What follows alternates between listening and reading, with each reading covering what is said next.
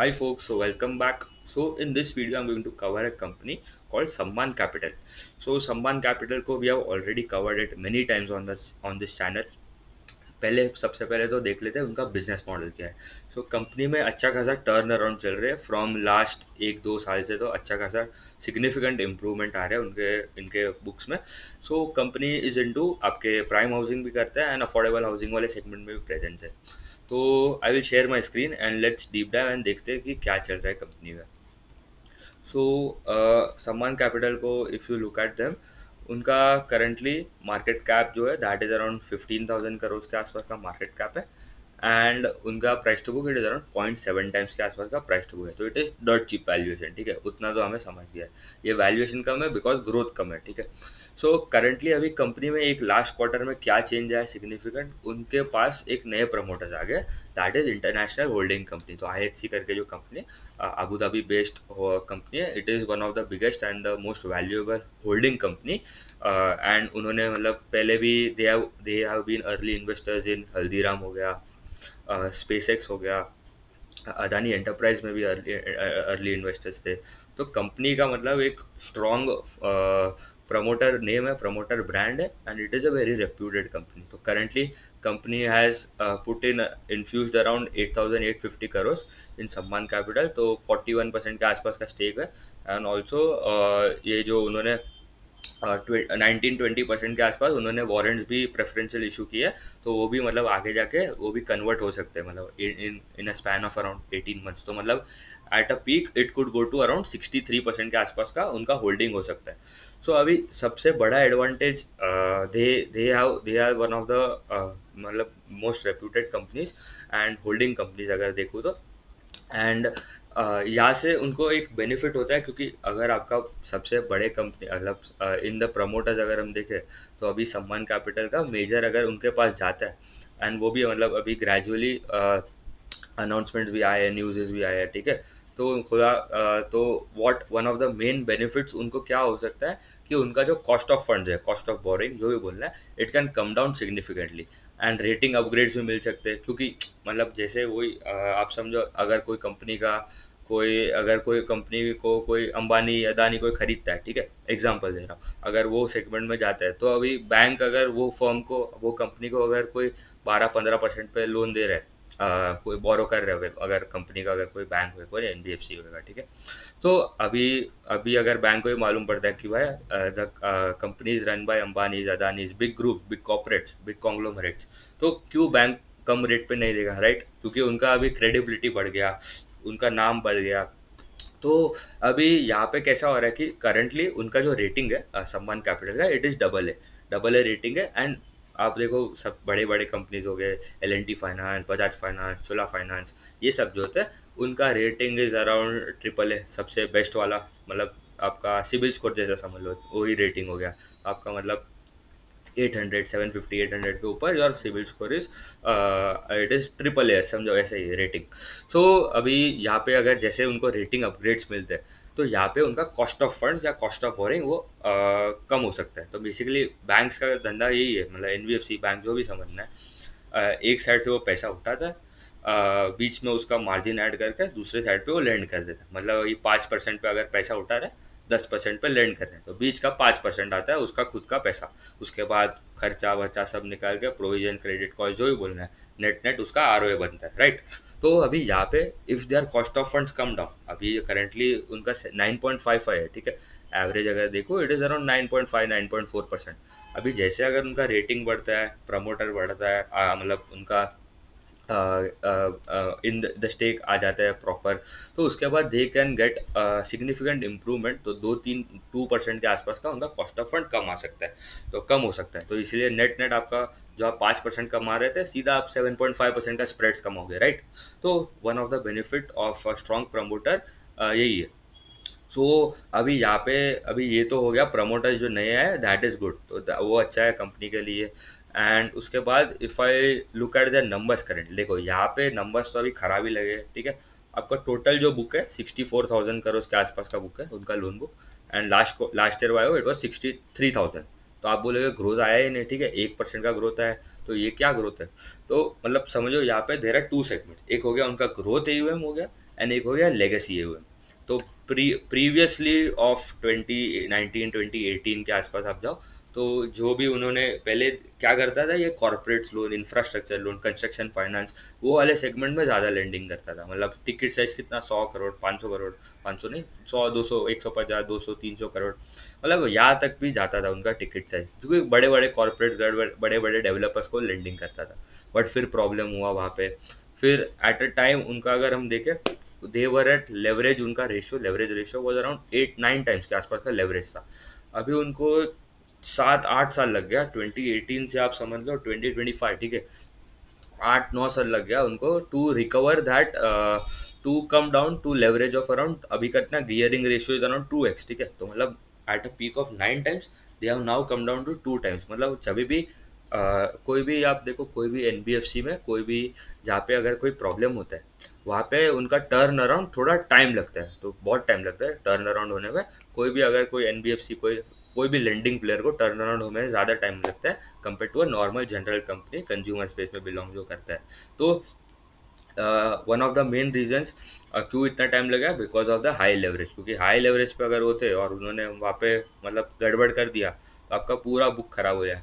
तो यहाँ पे आप देखो, एयूएम उनका जो लेगेसी वाला है, इट हैज कमिंग डाउन, ये कम कर रहे, घटा रहे, कलेक्शन अच्छा आ रहा है, रिकवरी आ रहा है, एवरी ईयर एवरी क्वार्टर अच्छा खासा रिकवरी आ रहा है। कंपनी का बोलना है बाय FY26 के एंड तक ये जो नंबर है, it can go down to 15,000 crore. तो इनका बोलना है कि FY27 तक it can go to less than 10,000 crore, तो दैट इज गुड। अभी यहाँ पे ग्रोथ एयूएम में कितना ग्रोथ आ रहा है, 41,000 करोड़ के आसपास का बुक हो गया, वर्सेज लास्ट है 32,000, तो ग्रोथ इज 30%। तो 30% का ग्रोथ इज वेरी गुड अगर कोई भी कंपनी आप देखो तो। यहाँ पे निम्स में आपको कॉन्ट्रैक्शन लगेगा, बिकॉज क्योंकि उनका पहले होलसेल वाला बुक था, वहाँ पे उनको ज़्यादा यील्ड मिल रहा था। यहाँ पे ग्रोथ एयूएम में रिटेल वाले सेगमेंट, मतलब नाउ दे आर 100 सिक्योर्ड है, 100% बुक सिक्योर्ड है, ठीक है। ये अफोर्डेबल हाउसिंग होम लोन देता है, एंड प्राइम हाउसिंग अफोर्डेबल में compare to competitors like India Shelter, home first, Aptus, वो हो गया affordable housing. Average ticket size होगा आपका 10 लाख 15 लाख। कहाँ पे लैंड करता है, Tier 3, Tier 2, Tier 3, Tier 4 cities, in the economically weaker section of the society, lower income group, middle income group, वहाँ पे लैंडिंग करता है। प्राइम हाउसिंग में आ गया उनका मेन जो सम्मान कैपिटल करके जो बिजनेस है, उसके अंदर एक सम्मान फिनसर्व करके जो बिजनेस है, that is for affordable housing, and Samman capital is for prime housing, ठीक है। प्राइम हाउसिंग में एज आई टोल्ड वो बजाज हाउसिंग जैसा है, Tier 1 सिटीज में लैंडिंग करता है, पीएनबी हाउसिंग, बजाज हाउसिंग, ये सब जो बड़े कंपनीज है, they are into prime housing. वहाँ पे ticket size can go to 25, 40, 50 lakh, 60 lakh, 1 crore, ठीक है, मतलब sky is the limit for that. So company का ग्रोथ अच्छा आ रहा है, 30% के आसपास का ग्रोथ आया on a Y basis in दर ग्रोथ एयूएम, तो that is also very good. उनका करंटली AA रेटिंग है, आगे जाके इट इज एक्सपेक्टेड कि अच्छा खासा रेटिंग में अपग्रेड आता है, तो इसलिए कॉस्ट ऑफ फंड्स नीचे आ सकते हैं। एंड करंटली इंक्रीमेंटल, मतलब अभी जो पैसा नया जो पैसा उठा रहे, that is also at around 8.5% के आसपास, तो it has already come down from 9%, it is now come down to around 8.5 8.2% के आसपास, तो that is also good. And आगे जाके उनका बोलना है जैसे after the transaction gets completed, that can come down to around 7.5 8%। तो ये हो गया उनका ये टाइम के नंबर्स। उसके बाद एसेट क्वालिटी भी बहुत इंपॉर्टेंट है, ठीक है। तो देखो यहाँ पे FY22 में उनका एसेट क्वालिटी GNPA वॉज 3.2, वो घटा घटा के अभी अराउंड 1.3 1.4% हुआ है। एंड उनका बोलना है ये उनके मतलब स्टेडी स्टेट इतना ही रहेगा, ठीक है, मतलब 1.4 1.5% के आसपास का NPA GNPA, and less than 1% के आसपास का उनका नेट नॉन परफॉर्मिंग एसेट्स। तो वो भी रीजनेबल है, ठीक है। यहाँ पे अभी आगे जाके अभी कंपनी का अभी नया जो क्रेडिट अंडर राइटिंग होएगा, अभी जो नए प्रमोटर्स है उसका कैसा आउटलुक है फॉर द बिजनेस, क्योंकि उसका भी टेक्निक्स अलग होगा टू रन, क्योंकि मेजोरिटी स्टेक उनके पास आने वाला है मेजर मोस्टली। तो कंपनी ने एक्चुअली क्या किया, उनका जो पहले जो गाइडेंस दिया था, ठीक है, तो गाइडेंस अगर मैं बताऊँ ना उनको, तो पहले दे आर टोल्ड कि उनका जो सम्मान कैपिटल करके जो था उनका, उन्होंने बोला था FY25 के स्टार्ट में, जब ये कुछ प्रमोटर कुछ था नहीं इनके, ये जो IHC जो अभी है, they have come in last quarter, अक्टूबर में, लास्ट क्वार्टर भी नहीं अगर। तो अगर मैं देखूँ तो FY25 में देवर टेलिंग अराउंड 37,000 करोड़ के आसपास का ग्रोथ एम था, वो बोल रहे थे 1 लाख करोड़ के प्लस हो जाएगा। तो दैट इज ऑल्सो 30-35% का आएगा, तो दैट इज गुड। बट ये सब अभी जो गाइडेंस है that is not valid. Company बोला एक आध क्वार्टर रुको, नए जो प्रमोटर आए हैं उसके बाद हम लोग प्लान करेंगे क्या आउटलुक है फॉर द फ्यूचर, एंड उसके बाद दे विल टेल कि what is the guidance for FY 27 FY 28। तो कंपनी ने ये सब जो गाइडेंस था, ये सम्मान कैपिटल का एंड सम्मान फिनसर्व का, ये दोनों guidance are now not no longer valid. And also उनका जो लेगेसी वाला बुक था उसका गाइडेंस तो अभी तक वैलिड है, ठीक है। तो FY 26 के एंड तक they are telling around 15,500 crore के आसपास का उनका बुक हो जाएगा लेगेसी वाला, जो अभी अराउंड 22,000 करोड़ के आसपास है। It can come down to 15,500। तो ये जितना कम होगा दैट इज गुड, क्योंकि वहां से जो पैसा आ रहा है they are disbursing out in the उनका जो ग्रोथ AUM है वहां पे, ठीक है। तो कलेक्शन जितना अच्छा आ रहा है, रिकवरी इतना अच्छा आ रहा है, that is good for the business. Sorry. अभी इफ आई यहाँ पे एज आई टोल्ड दो बिजनेसेस थे उनके, सम्मान कैपिटल एंड सम्मान फिनसर्व।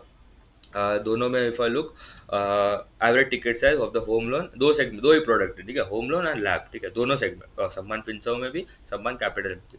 सम्मान कैपिटल प्राइम हाउसिंग में ज़्यादा है, यहाँ पे आपका एवरेज टिकट साइज 30 लाख हो गया, प्राइम हाउसिंग है ना, एंड 75 लाख। एंड ये सम्मान फिनसर्व अफोर्डेबल हाउसिंग है, यहाँ पे आपको बेटर यील्ड मिलता है, बेटर स्प्रेड्स मिलते हैं। आप देखो home first, India Shelter, Aavas का they have better margin compare to the likes of Bajaj housing, PNB housing, जो इनका प्राइम हाउसिंग में। क्योंकि Tier 1 सिटी में अगर आप लेंडिंग करते हो, your biggest competitor is the banks, आपके बड़े bank HDFC, Kotak, PSU bank, SBI, bank of Baroda, ये सब जो बिजनेसेस है उनके पास तो कासा बुक है, राइट। तो उनको तो मतलब they can borrow money at a cheaper rate, तो वो लेंड भी चीपर रेट पे कर सकते हैं, क्योंकि उनका स्प्रेड बन जाते हैं अच्छा खासा 2-3% के।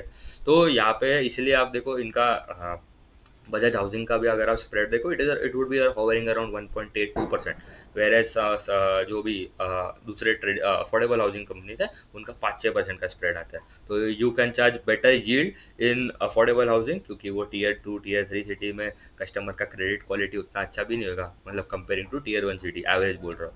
एंड Tier 1 सिटी में अगर आप लेंडिंग करो तो यहाँ पे थोड़ा लाइफ स्टाइल बेटर होगा, तो you can lend at a lower rate, your competition is bank, क्योंकि अगर तो फिर वो BT आउट्स का प्रॉब्लम होता है। तो ये हो गया उनका दो बिजनेसेस जो अभी तक चल रहे हैं, ठीक है। एंड ऑल्सो यहाँ पे 100% सिक्योर्ड बुक है, एंड मेनली उनका जो मॉर्गेज वाला जो बिजनेस है उसमें 6 लाख के नीचे अराउंड 20% जो बुक आता है वो that is come from less than 6 lakh, and सबसे ज़्यादा है उनका 18 लाख के ऊपर वाला, जिस इज अराउंड 15%। तो 20-25 लाख 20-25 लाख के आसपास का मेजरली उनका टिकट साइज रहेगा, कंपेयर एवरेजिंग ऑफ बोथ जो उनका प्राइम हाउसिंग वाला बिजनेस एंड द अफोर्डेबल वाला बिजनेस। एंड लेगेसी वाला एज आई टोल्ड अभी तक Q2 के एंड तक दे हैव उनका जो बुक है 22,800 एंड 22,285 है, वो बोलना है उनका कि it can come down to 15,500 by end of FY 26। And as I told उनका ये जो देखो यहाँ पे NBFCs में दे जस्ट गिव हिंट कि भाई आगे जाके इंडस्ट्री का भी ग्रोथ कैसा रहेगा NBFC में। तो 16% के आसपास का they are expecting the growth rate for the पूरे इंडस्ट्री का। एंड सबसे अच्छा outlook is for the affordable housing finance company, housing finance and affordable housing में सबसे अच्छा ग्रोथ आउटलुक है फॉर FY 26, ठीक है। एंड सबसे खराब होएगा आपका होलसेल वाला, कंस्ट्रक्शन फाइनेंस वाला ऑफकोर्स। एंड MSME में ये टाइम थोड़ा प्रॉब्लम है, बजाज हाउसिंग ने बोला उनका गाइडेंस भी कम कर डाला है बजाज हाउसिंग ने, बजाज फाइनेंस ने, एंड बजाज हाउसिंग ने भी किया है डाउनवर्ड रिवाइज। ऑल्सो उनका एज आई टोल्ड उनका जो प्रॉब्लम हुआ था, ठीक है, ईयर, तो एक यहाँ पे उनका एक टाइम पे leverage was around 8.2 times, 8.2 times के लेवरेज पे उनका एसेट AUM जो साइज था इट वाज 1,22,000 करोड़ 2019-2018 में, ठीक है, FY 18 में। अभी 1,22,000 करोड़ के AUM से they have now come down to 62,000, मतलब बुक आधा हो गया। तो इसलिए it is very difficult for a lending company to turn around.